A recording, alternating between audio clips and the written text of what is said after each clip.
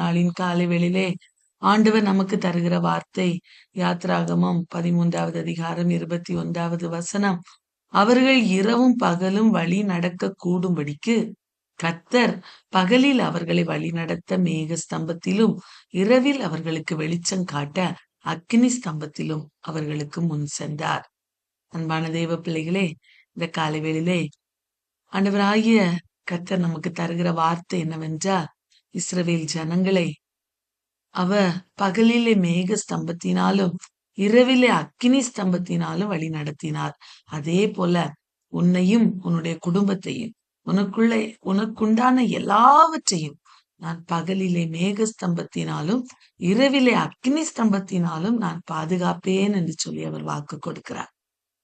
ஒருவேளை பயந்து போன சூழ்நிலைமையிலே இருதயத்திலே ஏதோ ஒரு கலக்கம், ஏதோ ஒரு காரியத்தின் நிமித்தமாய் நீங்க இந்த இடத்துல வந்திருக்கலாம். இந்த காலை வேளையிலே ஆண்டவர் நமக்கு தருகிற மகிழ்ச்சியான வார்த்தை, நான் உன்னை வழி நடத்துவேன். எந்த சூழ்நிலைமையா இருக்கட்டும், ஒருவேளை பயமுறுத்துதலான சூழ்நிலைமையா இருக்கட்டும், அல்லது நம்ம அடுத்த அடுத்த காரியங்களுக்கு நாம் போக முடியாத ஒரு சூழ்நிலைமையா இருக்கட்டும், ஆனா ஆண்டவர் சொல்றாரு, இல்லை, நான் உன்னை வழி நடத்துவேன். நீ ஏன் நான் உன்னை வழி நடத்துவேனா, நீ ஒரு விசேஷித்த ஜனம், நீ ஒரு ஸ்பெஷலான ஜனம். என்னுடைய மகள், என்னுடைய மகன், எனக்கு பிரியமான மகள், எனக்கு பிரியமான மகள், நான் அவர்களை வழி நடத்துவேன் என்று சொல்லி அவர் வாக்கு கொடுக்கிறார். இஸ்ரவேல் ஜனங்களை விசேஷப்படுத்தினார் அல்லவா? 10 வாதைகளை குறித்து நாம் தியானித்தோம். 10 வாதைகளிலும் அவர்களுக்கு எதுவும் வராதபடி ஆண்டவர் பாதுகாத்தார் அல்லவா? இந்த காலை வேளையிலே அதே தேவன் பாருங்க, அந்த அவருடைய பிரயாணத்திலும் அவர்களோடு கூட இருந்தார். அன்பான தேவ பிள்ளைகளே, பகலிலே மேக ஸ்தம்பமும் இரவிலே அக்னி ஸ்தம்பமும் அந்த கானான் தேசத்துக்கு போகிற வரைக்கும் அவர்களுக்கு பாதுகாப்பா இருந்ததாம். இந்த காலை வேளையிலே நம்முடைய பரம கானானாகிய பரலோக ராஜ்யத்துக்குள்ளாய் நாம் பிரவேசிக்கும் மட்டும் அவருடைய அந்த மேக ஸ்தம்பமும் அக்னி ஸ்தம்பமும் நம்மை வழிநடத்தும். இந்த மேகஸ்தம்பம் அக்னி ஸ்தம்பம் என்றால் என்ன? அவருடைய வார்த்தை. இந்த வார்த்தையின் வெளிச்சம், அந்த வார்த்தையின் வெளிச்சத்திலே நாம் நடக்கும்போது அது நம்மை வழி நடத்தும், நம்மை பாதுகாக்கும் என்று அவர் வாக்கு கொடுக்கிறார். அன்பான தேவ பிள்ளைகளே, இஸ்ரவேல் ஜனங்களை குறித்து நாம் பார்க்கும்போது யாத்ராகமம் 13வது அதிகாரத்திலே அன்பான தேவ பிள்ளைகளே ஆண்டவர் சொல்லுகிறார் பாருங்க, 13வது அதிகாரம் 3வது வசனத்திலே ஆண்டவர் சொல்லுகிறார், மோசே ஜனங்களை நோக்கி, நீங்கள் அடிமைத்தன வீடாகிய எகிப்திலிருந்து புறப்பட்ட இந்த நாளை நினையுங்கள். அன்பான தேவ பிள்ளைகளை, கர்த்தர் பலத்த கையினால் உங்களை அவ்விடத்திலிருந்து புறப்பட பண்ணினார். ஆகையால் நீங்கள் புளித்த அப்பம் புசிக்க வேண்டாம். அன்பான தேவ பிள்ளைகளை, 3 காரியங்களை மோசே இஸ்ரவேல் ஜனங்களுக்கு சொல்லுகிறார். இஸ்ரவேல் ஜனங்கள் எகிப்திலிருந்து புறப்பட்டாகிவிட்டது. 10வது வாதையாகிய அந்த தலைப்பிள்ளை சங்காரத்தை கண்ட மாத்திரத்திலே பார்வோனும் எகிப்தியரும் அவர்களை துரத்தி விடுகிறார்கள். அவங்களுக்கு உண்டானதெல்லாம் அவர்களுக்கு கொடுத்துறாங்க. வெள்ளி உடைமைகள், பொன்னுடைமைகள் எல்லாவற்றையும் அவங்க என்னெல்லாம் கேட்டாங்களோ எல்லாத்தையும் கொடுத்து அவங்கள அனுப்பி விடுறாங்க. அப்போ போற வழியில பாருங்க, 6 லட்சம் புருஷர்கள் இருந்தார்களாம். புருஷர்கள் மாத்திரம் 6 லட்சம் பேர்.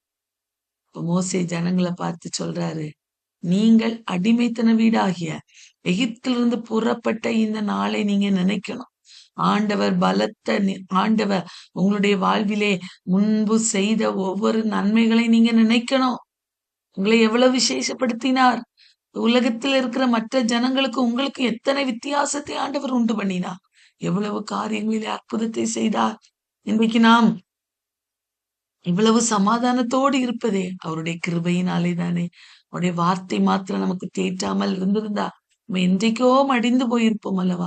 ஒவ்வொரு நாளும் வார்த்தை என்கிற மன்னாவை கொடுத்து ஒவ்வொரு நாளும் அற்புத விதமாய் நடத்தி வருகிறார் அல்லவா?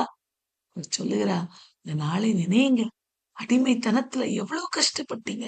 உங்களுடைய கூக்குரலை கேட்டு கர்த்தர் உங்களுக்கு விடுதலையை கொடுத்திருக்கிறார். இந்த நாளை நீங்கள் நினைக்க வேண்டும். என்று சொல்லி மோசே இஸ்ரவேல் ஜனங்களை பார்த்து சொல்லுகிறார்.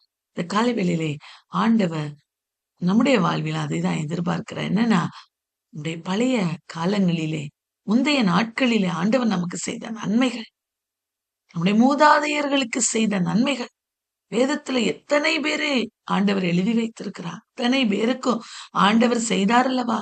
அதை இன்றைக்கும் என் ஆண்டவர் எனக்கு செய்ய வல்லவராய் இருக்கிறார். என் வாழ்வில் அவர் செய்வார், நிச்சயம் செய்வார் என்கிற அந்த நம்பிக்கையில அதை நினைத்து பார்த்து நாம் பெருகுகிறவர்களாய் காணப்பட வேண்டும் என்று சொல்லி ஆண்டவர் விரும்புகிறார். ஆண்டவர் செய்த நன்மைகள் ஒவ்வொன்றாய் நாம் நினைக்க வேண்டும்.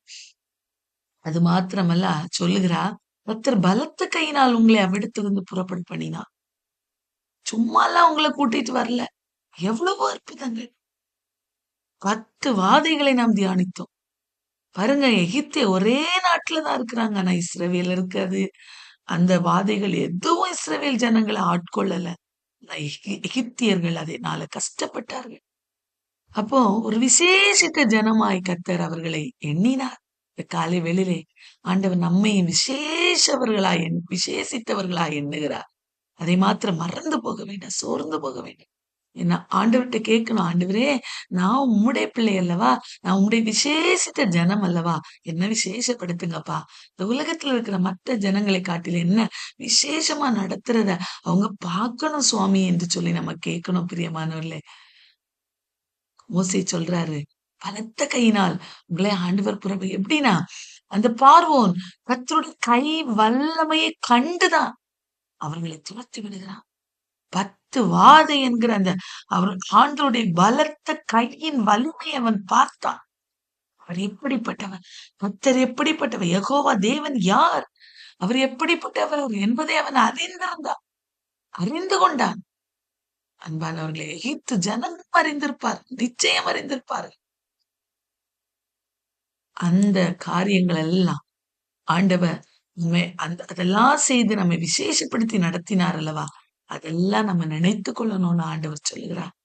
இஸ்ரவேல் ஜனங்களை விசேஷப்படுத்தி நடத்தினவர் நம்மையும் இந்த காலவேளையில் விசேஷப்படுத்துகிறார்.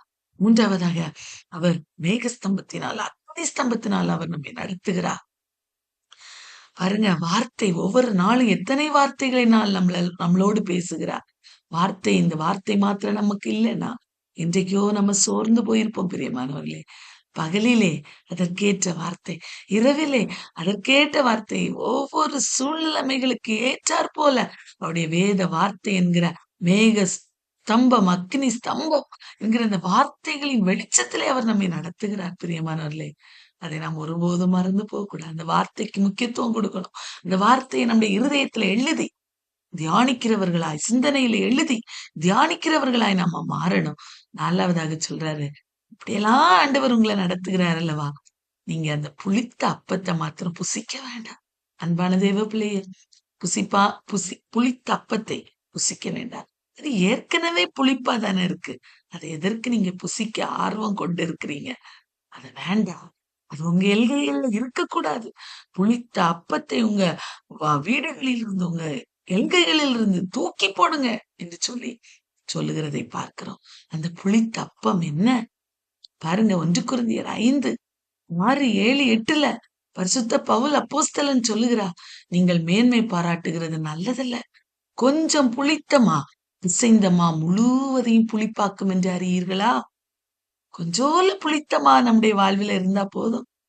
நம்ம எத்தனை நல்ல காரியங்கள் செய்தாலும் அந்த சின்ன புளித்தமா அந்த நன்மையான காரியங்கள் எல்லாம் அழித்து போட்டுரும், மறைத்து போட்டுரும். அந்த சின்ன புளித்தமா உங்களுடைய முழு பரிசுத்தையும் நாசமாக்கி போட்டுரும், பரிசுத்த குலைச்சலாக்கி போட்டுரும். அதை நீங்க அறிந்திருக்கிறீர்களா அப்படின்னு கேட்கிறார். 7வது வசனத்துல சொல்லுகிறார், ஆகையால் நீங்கள் புளிப்பில்லாதவர்களாய் இருக்கிறபடியே புதிதாய் பிசைந்த மாவாய் இருக்கும்படி. இங்க புளிப்புள்ள அப்பமாய் அல்ல, புதிதாய் பிசைந்த மா. ஒவ்வொரு நாளும் புதிதாய் பிசைந்த மாவாய் நாம் மாறணும். பழைய புளித்த மாவை புறம்பே கழித்து போட்டுருங்க. ஏனெனில் நம்முடைய பஸ்காவாகிய கிறிஸ்து நமக்காக பலியிடப்பட்டிருக்கிறாரே. கிறிஸ்து நமக்காக பலியிடப்பட்டிருக்கிறார். எத்தனை அவமானங்களை சகித்தார், எத்தனை காரியங்களிலே தன்னை தாழ்த்தி ஒப்பு கொடுத்தார். அவருடைய கீழ்ப்படிதலை நாம் கற்றுக்கொள்ளும்படியாய் முன்மாதிரியை வைத்து விட்டு சென்றிருக்கிறார் அல்லவா? நீங்க ஏன் அந்த புளித்த மாவை நாடி ஓடுகிறீங்க? அதை களைந்து போட்டுருங்க அப்படின்னு சொல்லி பவுல் சொல்லுகிறார்.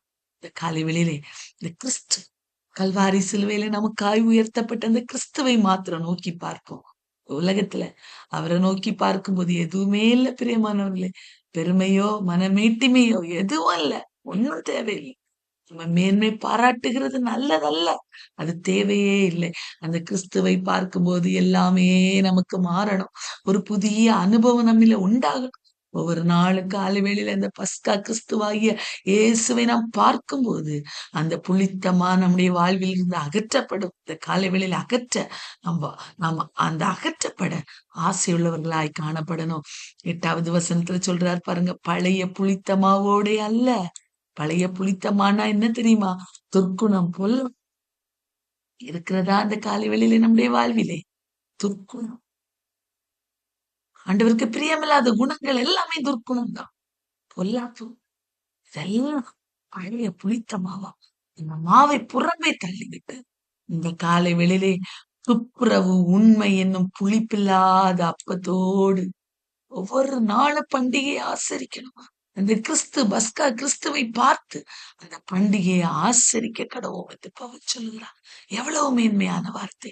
இந்த காலை வேளையிலே நம்முடைய வாழ்விலே புளிப்புள்ள பழைய துர்க்குணம், பொல்லாப்பு நம்முடைய வாழ்விலே இருக்கிறதா? அதையெல்லாம் நீக்கி போட்டுருவோம். நீக்கி போட்டு துப்புரவு உண்மை என்கிற அந்த புதிய அந்த புளிப்பில்லாத அப்பம் என்கிற அந்த ஒரு காரியத்தை நம்முடைய வாழ்விலே நாம் தரித்துக் கொள்வோம். பஸ்கா கிறிஸ்துவை நோக்கி பார்த்து நாம் முன்னேறுகிறவர்களாய் காணப்படுவோம். ஆண்டவருக்கு நமக்கு செய்த நன்மைகளை நினைத்து பார்த்து அவரை மகிமைப்படுத்துவோம். ஆண்டவர் பெரிய காரியங்களை நம்முடைய வாழ்விலே செய்து நம்மை வழி நடத்துவா.